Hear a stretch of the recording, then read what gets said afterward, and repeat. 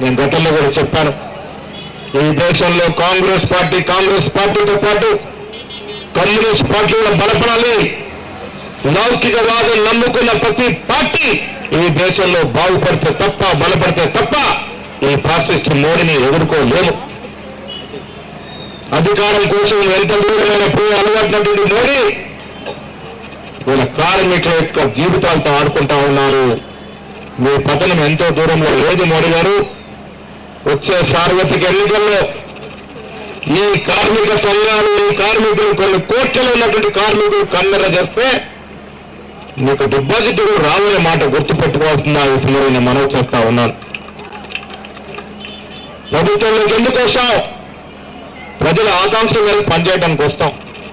కానీ ప్రభుత్వంలోకి వచ్చి మతాన్ని రాజేసుకుని ప్రభుత్వంలోకి వచ్చినటువంటి మీరు పరిపూర్ణంగా ప్రజల ఆకాంక్షలకు వ్యతిరేకంగా పనిచేస్తా ఉన్నారు. బీద ప్రజానికానికి వ్యతిరేకంగా పనిచేస్తా ఉన్నారు. బీద ప్రజలు బాగుపడిన మన్రేగా కార్యక్రమాన్ని ఆనాడు సోనియా గాంధీ, మన్మోహన్ సింగ్ గారు 2005లో తీసుకొచ్చినటువంటి Mahatma Gandhi national rural employment guarantee scheme ని నీరు గార్చినారు.